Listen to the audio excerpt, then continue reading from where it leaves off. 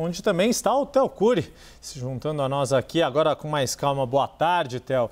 Esta manutenção da prisão de Jair Bolsonaro chega a ser surpreendente e queria que você destrinchasse um pouco mais o que decidiu o ministro Alexandre de Moraes ao citar ainda essa possibilidade de fuga do ex-presidente, que, vale lembrar, já teve a sua condenação decidida pela primeira turma, mas ainda não teve a decisão, publicada, e com isso a execução da pena propriamente dita.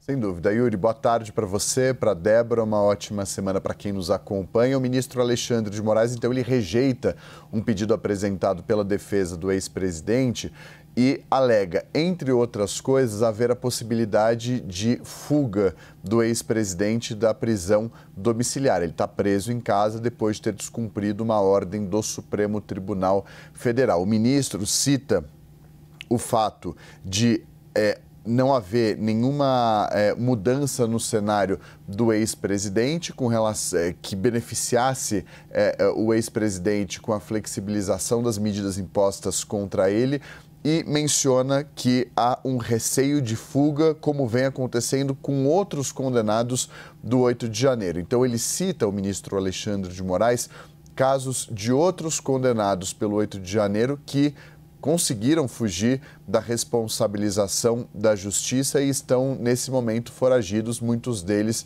fora do Brasil, em países aqui da América do Sul, e que o Supremo ainda aguarda um processo de extradição. Então, o risco de fuga foi o principal motivo apontado pelo ministro Alexandre de Moraes. O que a defesa sustentava? A defesa falava que o ex-presidente, que responde ao inquérito no Supremo Tribunal Federal e por conta desse inquérito está em prisão domiciliar, que ele não foi denunciado nesse inquérito da Procuradoria-Geral da República. A defesa fala o seguinte, que a denúncia contra o deputado federal Eduardo Bolsonaro não incluiu o ex-presidente, o que demonstra que não existem indícios mínimos que pesem contra Jair Bolsonaro. De acordo com a defesa, não há fundamentos mínimos para manter essas cautelares contra ele. A gente está falando, para além da prisão domiciliar, a proibição do uso de telefone, de manter contato com uma série de pessoas, de utilizar